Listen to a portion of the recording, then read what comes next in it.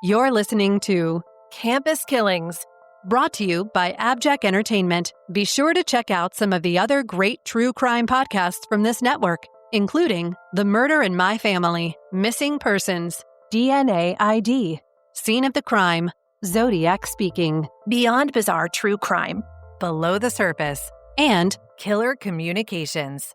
All of these podcasts are available for you to binge on right now, wherever you listen to podcasts. Subscribe where you're listening to this podcast so you don't miss an episode.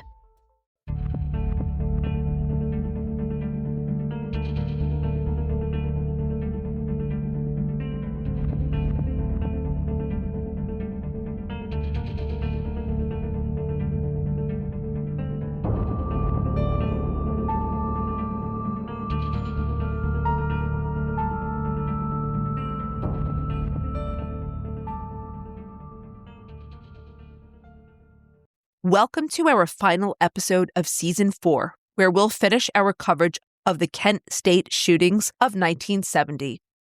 If you haven't listened to Part 1, we highly recommend you go back and listen to it first. For everyone coming back to Part 2, when we last left off, Kent State was a powder keg about to blow after a weekend of student protesters clashing with the Ohio National Guard. The campus looked closer to a war zone than a college, with 1,000 troops patrolling the grounds, military helicopters flying overhead, and the remnants of tear gas hanging in the air. But where Ohio's governor had expected the Guard's presence to stop the protests, it did the opposite.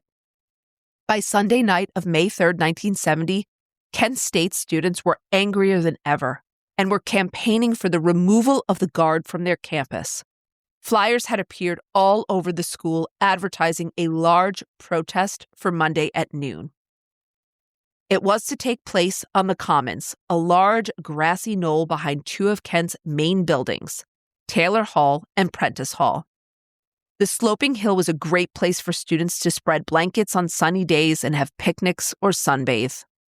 It also offered excellent viewing for students to watch anything happening at the bottom of the hill without actually being involved with what was going on. Though the Commons was in a sloping valley, it had sightlines to both the burned-out ROTC building from the Saturday afternoon protest and a statue called the Victory Bell, where students had symbolically buried a copy of the Constitution on Friday afternoon following President Nixon's announcement about the Cambodia invasion. So, this made it a natural place to hold a rally demanding the ousting of the National Guard from campus. But many of the professors saw the writing on the wall. After everything that had happened over the last 48 hours, another student protest was a recipe for disaster. Meghan, do you know what the atmosphere was like? Were classes canceled? Were people going home? What's going on? Good question, Amy. The school was still fully functioning at this time, and classes were still taking place. The point of the were Guard people was going? Yeah. Were people? Wow. Well, remember what I was talking about, too? The protesters made up a smaller percentage of the campus than the greater student body. So the point of the Guard was allegedly to make sure the school could still be operational during the protests. Mm-hmm. Gotcha. On Monday morning, though, several of the school's faculty and staff ran around taking the flyers down, and one political science professor audio recorded a PSA cautioning students to stay away from the Commons that afternoon. But by the time it aired at 11 a.m., students had already begun gathering. By 11:40, a crowd of around 500 protesters filled the Commons. Mm-hmm. And let me point out the obvious. Yes. That this is a different time with social media and being able to get information quickly.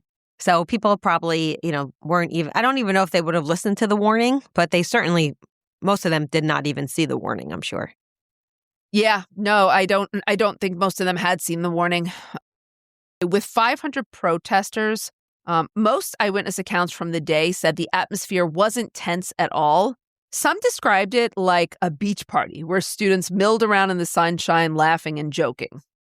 But the tone shifted only 5 minutes later when around 100 guardsmen were instructed to march towards the Commons. At the same time, campus police were on bullhorns demanding the students disperse for breaking the Ohio Riot Act.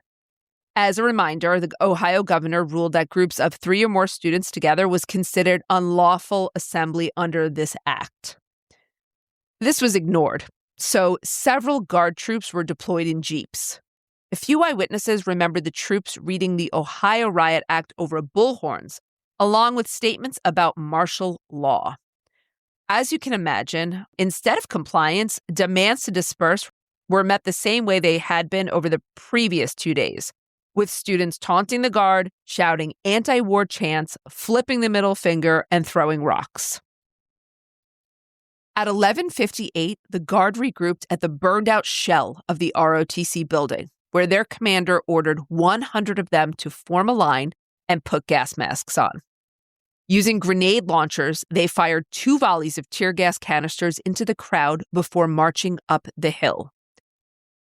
The tear gas, however, did nothing to break up the 500 students protesting on the lawn, and it had even less effect on the 1,000 students who were congregating in clumps at the top of the hill, watching the activity below. Is this because the tear gas wasn't potent enough, or people were just so angry that they didn't even care? Or because the campus had been filled with tear gas for the prior days, and people were just getting used to it. Wow. Probably a combination of all of those things. Have you been in an area with tear gas before? I haven't, so I don't know. No, what I it's like. absolutely Yeah. have not. Okay. Nope. I don't. I would imagine it's not comfortable. No, I would imagine it's very uncomfortable. I remember when I was going through training and probation, they asked for volunteers to be pepper sprayed. They were like, "Did you want to volunteer?" I was like, "I don't think so. No, it sounds pretty uncomfortable." So I can only imagine what tear gas was like. Yeah. Okay, so another 200 or so students were walking the paths that connected the academic buildings, going to class, blissfully unaware of what was happening. Again, despite this takeover, classes were still in session. The school was running, and a majority of 20,000 students either didn't know what was going on, or viewed all the, activity on campus as just kind of a fun thing to observe between classes. But the guard commander had orders to disperse any crowd, regardless of what it was congregating for. And he marched his troops from the ROTC building down through the commons and up the knoll with their bayonets, clearing students from the area and forcing them up the hill towards the parking lots by Prentice Hill. However, instead of dispersing the crowds, it again had the opposite effect. So for starters, several students picked up the tear gas canisters and hurled them back towards the guard, blowing the gas everywhere and causing the guard to break formation. Next, the guard's advance pushed the protesters into the larger student body who were milling around watching the action. So this made an even bigger crowd, and the charge united both protesters and spectators in anger. The crowd was now over 1,000 strong, and they started hurling insults, chanting anti-war slogans, and throwing rocks. The guard also realized that once they'd gotten to the crest of the hill, they were sandwiched between the students they'd pushed into the parking lot and the now empty commons behind them. So there was nowhere else for them to go but back down the hill. And when they did, students saw this as a victory. Now, as a reminder, there were around 1,000 guardsmen on campus at the time. So even though around 50 of them were returning to their base camp, there was still several other units patrolling the commons in the surrounding area. This was a heavy presence. They were still outnumbered, though. The guardsmen were outnumbered by the number of students in general, but the number of students that were congregating, they're reporting now, is about 1,000. So 1,000 to 1,000. But I mean, some have heavy artillery and others do not. Okay. As the lead commander was marching his group up the hill, part of the line separated from the main group and ended up surrounded by students on a nearby practice field. At one point, these guardsmen aimed their weapons at students in a show of intimidation. But, like the days before, students assumed that those guns weren't loaded and that the guard was just putting on a show of force. In later interviews, several students assumed the guard was trapping them against the nearest building to make it easier to arrest them, all for breaking this, Ohio Riot Act. So when the troops knelt a second time and aimed their guns into the busy parking lot, no one was prepared for what happened next. For 13 seconds, the campus was engulfed in the ricochet of gunfire. The guards' rifles, M1 Garands from World War II, had the ability to cause a lethal hit for up to 1,000 yards. That's more than half a mile away. Most of the protesting students were only standing between 75 and 200 yards away. 67 bullets flew in their direction, felling 13 of them, while hundreds of others scattered for cover. When the noise stopped, chaos erupted. And now, a brief word from our sponsors.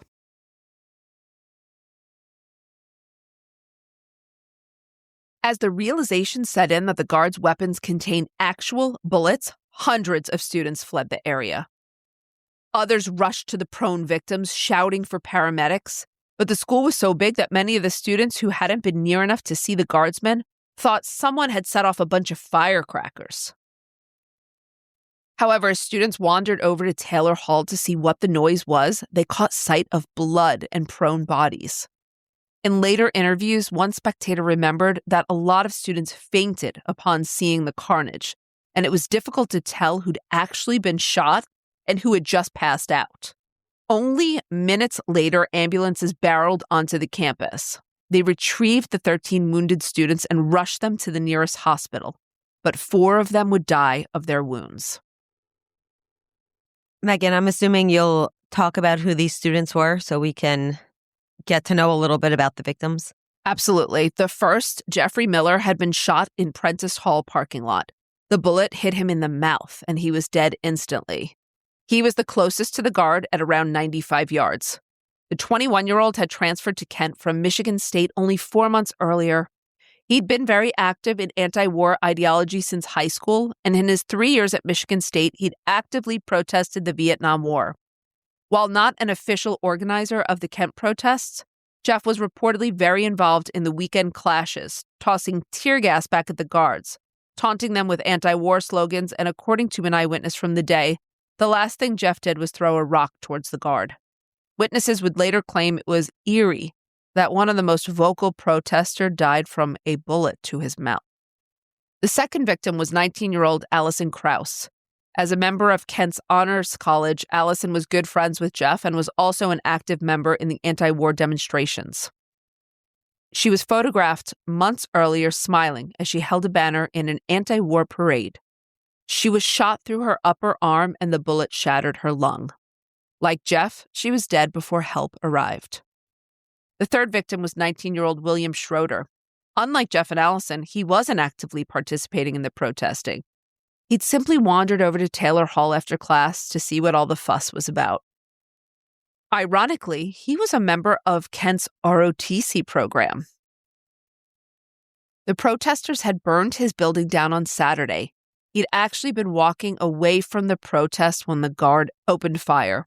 He was shot in the back, and though he was still alive when medics loaded him into the ambulance, he died en route. The last was 19-year-old Sandy Lee Schuer. Completely unaffiliated with any of the protests, she happened to be walking to class when a bullet struck her in the neck, severing her jugular vein. Her best friend who'd been walking with her tried to staunch the wound, but Sandy bled out in seconds, dying in her friend's arms before ambulances arrived. This is so incredibly tragic. It really is. And while the 9 other students who were hit survived, their wounds were extensive. 2 spent several days in the ICU, and 1 was permanently paralyzed from the waist down. There were also several lucky, quote, students who missed being shot by centimeters. One student recalled diving behind a small tree when the shots rang out, and when he stood up, there was a hole through the truck exactly where his chest had been. Another student was standing behind a metal sculpture over 30 yards away from the guard when a bullet passed right through the sculpture above his head. A third student was in his dorm waiting for the elevator, a third of a mile from the Commons, when a bullet smashed the glass he was standing next to. When the ambulances had carted the dead and wounded away, the campus was gripped by a chaotic rage. I think the way Howard Means describes it in his book, 67 Shots, really captures the scene. He says, quote, "Until the moment of the shooting, an implicit social contract had prevailed at Kent State. white middle-class Americans could scream and shout at each other, throw tear gas back and forth, chase each other with bayonets and helicopters. But as bitter and divisive as the times were, they didn't shoot each other. Whatever unspoken truce existed had fallen apart for good. Thousands of students who'd been observers only moments before were now fired up at the horror that had happened on their campus. Any rational thought about the Guard being armed with enough firepower to kill Kent State's entire population was lost on the students. A large group of young men took off their shirts and used black markers to draw large X's on their chests. They stood in a line at the crest of the Commons and taunted the Guard to shoot them next. Others tried to confront a guardsman carrying a .50 caliber machine gun on his Jeep. The mob mentality was palpable, to the point that the Guard commander gave students 15 minutes to disperse or the Guard would defend themselves from assault by any means necessary. So this was after the shooting and all those people were injured and killed. This is still, no one's backing down. Correct. Wow. And this could have gotten even more violent as students refused to be moved, but one faculty member was able to get the students to comply. Get this, Amy, geology professor Glenn Frank, who was beloved by most of the student body, became famous for one single sentence. He broke down and shouted, "I don't care whether you've never listened to anyone before in your life, but I am begging you right now, if you don't disperse, they are going to move in and it can only be a slaughter." Whether it was the words themselves or seeing their favorite professor in tears, it was enough to wake students up to a reality, and they complied. I'd like to point out how interesting that this is, that with threats of artillery, gunshots, wounds, no one complied, but one meaningful message from one man standing there broken in tears was enough to move them to action. And a half hour after the shooting, the Commons were empty of everyone but the Guard. We'll return after a brief word from our sponsors. What happened in the immediate aftermath? I would assume at this point classes are canceled and there's a huge response.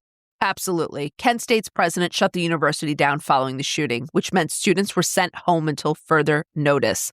Although, get this, faculty and staff were told to remain on campus to figure out a path forward. And I just want to make a note here that throughout the whole weekend, the faculty and even Kent's president had essentially no power over their own institution. Several reports stated neither Kent's mayor or the Ohio governor spoke with school officials about student behaviors before sending in the National Guard. In fact, Kent's president had no idea the Guard had even been called until they showed up at the front gates. Wow. Yes, and once the Guard arrived, they ignored all the procedures and policies the school had for dealing with student unrest because they did have a plan. The Guard commanders even told the university president he no longer had power over his own school. And this theme continued following the school shutdown.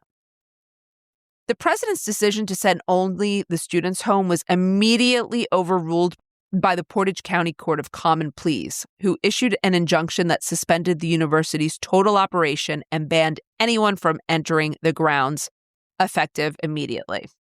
I'm assuming this is because they're doing a thorough investigation. I think they wanted everyone off of campus at this time to quell any threat, to investigate, to come up with a statement. I think there were multiple reasons here. But this caused massive chaos, as without the staff, there was no one to run the dining halls, assist students with basic services, or handle the mass move-outs. Everyone was going out, but they had to run operations till everyone could get off campus. Okay. So they were saying effective immediately, we need everyone to leave, even though students were leaving slower than faculty? It just seems very confusing. So basically, it's a mass move out. Think about what you would need to move out. So they were ordering people. They weren't ordering to them to flee, like they were saying take all of your stuff and leave. So think about that still. Wow. When you moved out of college, it's funny because I had a dream about this last night. I don't know why, that I had to move out of college again.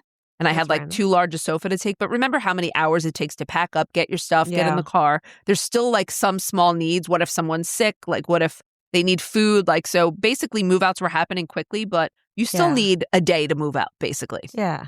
Again, there was no one to kind of handle this. And in fact, the night of the shooting, students ended up taking over one of the dining halls to cook dinner for around 1,200 people because the night shift staff had been barred from entering the campus. Out-of-state and international students were also stuck because there had been no word on how long the school would be closed. I'm sorry, remind me again what time of year this was? This was May. Oh, okay. So they were closed. There are students that are supposed to be graduating. Yeah, they Right. were studying for finals at this time, if you recall. Yeah. And many of them ended up staying with friends in the local area for over 6 weeks before Kent State was allowed to reopen. People who couldn't get out had nowhere to go. And in that time, students who'd been traumatized by watching their friends get shot, they returned home to families that were also siding with the Guard. And this was due to several reasons. For one, misinformation surrounding the shooting ran rampant on both local and national news outlets. So initial news reports cited that the students had been the ones to shoot the guardsmen first. And even after it became clear this was not the case, most news outlets referred to the students as communists and radicals who'd clearly not been following the Guard's rules, which inevitably led to the shooting. Today, we'd kind of refer to this as victim blaming. Blaming the victim. Yeah. Yeah. But in 1970, public perception of the Kent shootings was that the students got what they deserved.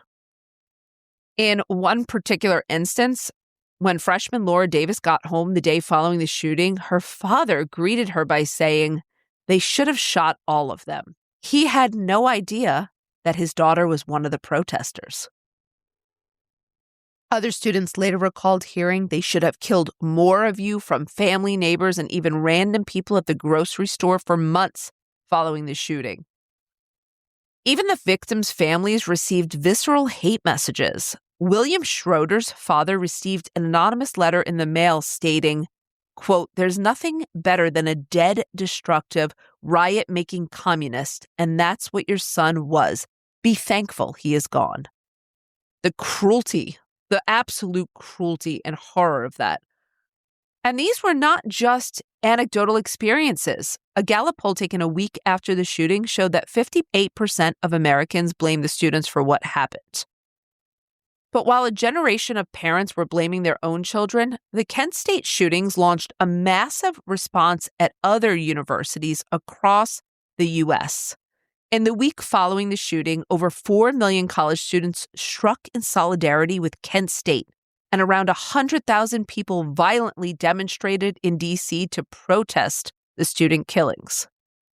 According to Nixon's speechwriter, protesters smashed windows, pulled cars into the intersections to disrupt traffic, mobbed the downtown areas, and threw bed springs off overpasses into dense traffic. It got so bad that President Nixon was evacuated from the White House for 48 hours. Over 450 demonstrations took place nationally, with some getting so violent that universities were forced to shut down, and the National Guard was called to subdue students at the University of New Mexico. State police also shot 14 students at the historically Black college of Jackson State University. But, as I'm sure you won't be surprised to hear, as the victims were Black, that shooting never got picked up by the media. Never heard of it. I'm embarrassed to say. Exactly. But for all the protesting against the use of lethal force against student protesters, would the Kent State victims see any justice? The answer is not really. While national student protests raged, several investigations were launched into the Kent State shootings. It's interesting too, Amy, I don't know about you, but I talk about the shootings, I talk about what happened, the aftermath, like the ramifications, were there legal ones? This is something I've never really talked about or explored. I don't even know what they are, to tell you the truth. Right, exactly. The FBI and U.S. Department of Justice began sifting through the evidence, and on July 23rd, they released a 14-page analysis of their investigation. In it, the FBI found that there had only been around 200 or so students who'd been actively heckling the Guard, not thousands. And these protesters could have been dispersed with tear gas or arrests. They also found that none of the Guard had been in imminent danger at any point during the weekend, The closest students were around 75 yards from the guard at the time of the shooting, not anywhere near close enough for rocks or projectiles to make contact. Question, were they, I don't know if this is something you covered. If so, I apologize, but I'm assuming there was a commanding officer who gave the okay for them to open fire, right? That's a really good question, Amy, about if they were given a command. That's definitely the subject of debate. There are some reports that say that they believe they heard someone give a command, others that it was just a response. I mean, there was trial testimony as well from specific guardmen who thought he was given the command, but not all. So that's a tough question to answer. Mm-hmm. And also at a chaotic moment. And it's not like we have what we do now, like a record of it, right? Mm-hmm. A recording or anything like that. So 9 of the dead and wounded had been shot also in the back or side, a clear sign that they had been running or walking away, not advancing towards the guardsmen. Mm-hmm. In short, there had been what they deemed no necessity to use deadly force. So would the guardsmen who shot into the crowd face prosecution? That's where it gets sticky. I'm assuming they have immunity of something like this, against something like this, no? Well, under Ohio law, the guardsmen were only liable for prosecution if the crowd had not been in a state of riot when they shot. However, if the crowd was rioting, even if the guard had provoked such behavior, they were protected from legal action. Mm-hmm. So who would decide? Well, this meant a grand jury had to assess the case to see if the students, this is the key question, and one you asked earlier, Amy, were they rioting and what constitutes a riot? So based on the public's feelings towards the shooting, this is what the grand jury found.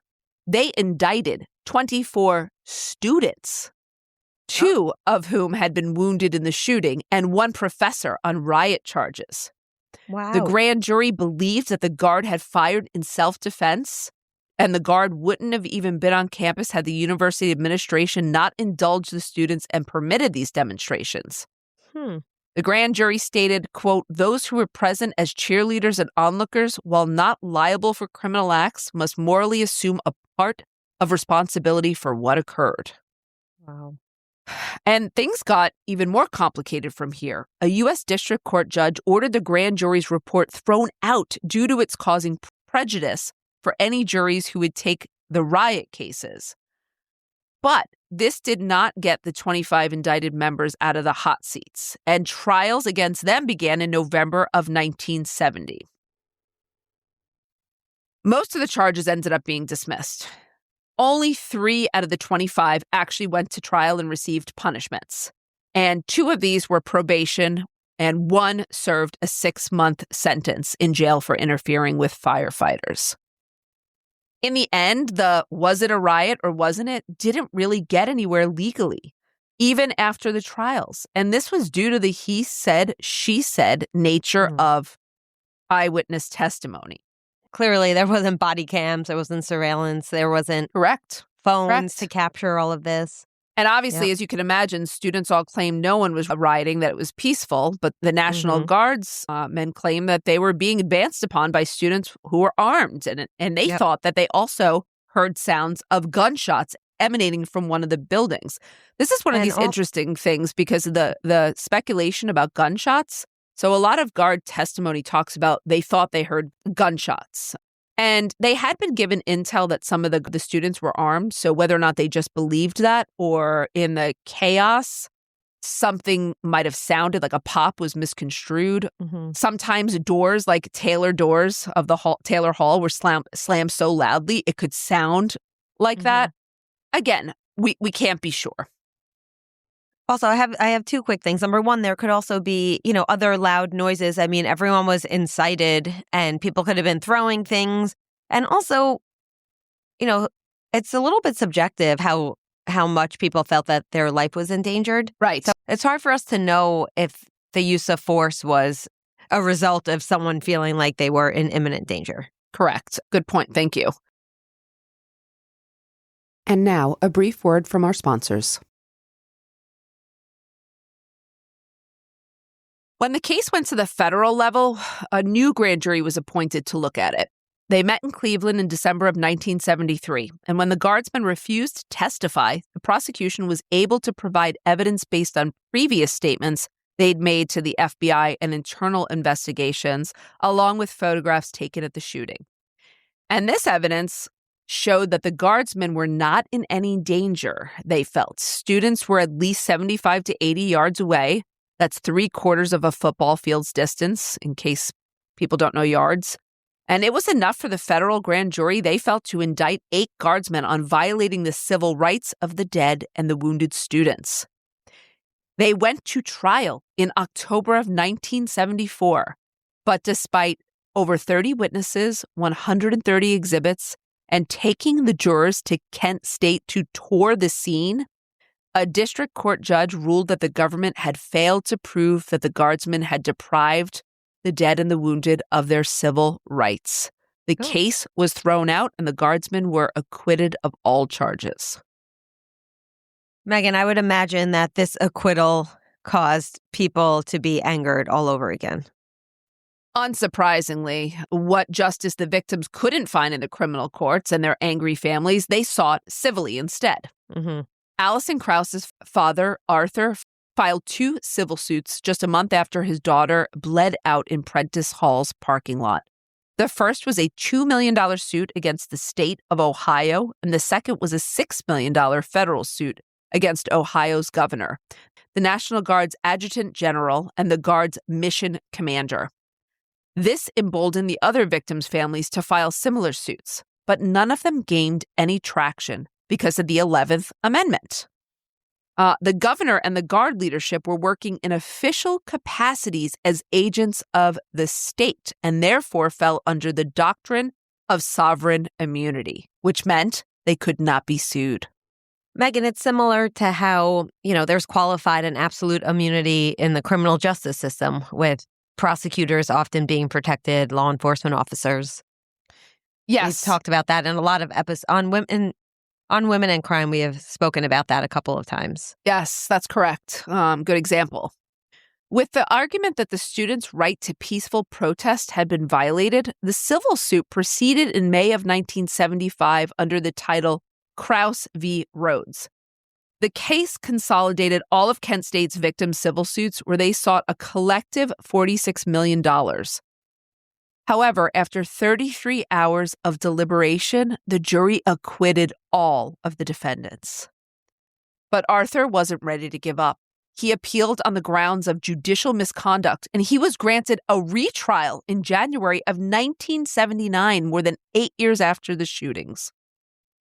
In the end, the case was settled out of court, with the victims' families receiving $675,000, only 1.5% of the $45 million they sought. The families agreed. I know. Listen to how nice the families, though. They agreed to give the majority of it to the surviving student, Dean Collar, who'd been permanently disabled by a bullet to his spine. That's nice. The settlement closed Kent State's shooting legal chapter, but it provided little justice for the victims and only added to the indelible mark on Kent State's reputation. As you can imagine, no one wanted to send their children to Kent State following these events, and they had a severe drop in enrollment over the next several years. The school administration wanted to distance itself as far from the memory of the shootings as possible, and even tried to build a new athletic center on the site of the shootings in 1977. However, alumni petitions stopped this from happening, though the administration still actively limited commemorations and memorials to only every 5 to 10 years. However, that changed in the early 2000s when the university pivoted to embracing their violent and complicated past. Now, this is interesting. The now professor, Laura Davis, who'd been a freshman at the time of the protests and endured her father claiming the guard should have shot her and her friends when she returned home, and the now professor Carol Barbado, who'd held her best friend Sandy as she bled out in the parking lot, they founded the May 4 Visitor Center in 2010. These students ended up getting jobs as faculty at Kent State? Yes, correct. They stayed, and I think they were dedicated to restoring their university. This memorial was created with the help of survivors, witnesses, historians, and community members, and the center is a living memorial to the victims of the Kent State shootings. It holds exhibits and artifacts explaining the incident and surrounding history, as well as a vast digital archive of photographs, interviews, news articles, and educator resources. The center also hosts guided tours of the campus with a focus on the Commons and the Prentice Hall parking lot, much of which is now a memorial to the 4 students who died there. I think it's very interesting that they chose to face it, embrace it, and work with it. The center is open to visitors and does not charge admission. So if any of our listeners live near Kent, please check it out and drop us a message to let us know what you thought of it. While the victims of this awful tragedy may not have found justice in the courts, their legacy continues to live in the exhibits and tours of the May 4 Visitor Center. And while it may have taken several decades for their stories to be told, their names are now said almost daily to current Kent State students, local visitors, and anyone who happens across the center's digital archives. We hope by sharing this episode, we can add to this legacy by bringing more attention to the Visitor Center and their important collection. As we conclude on this monumental episode, I do want to make a note that there's a lot of information we just couldn't cover, even in a 2-part story.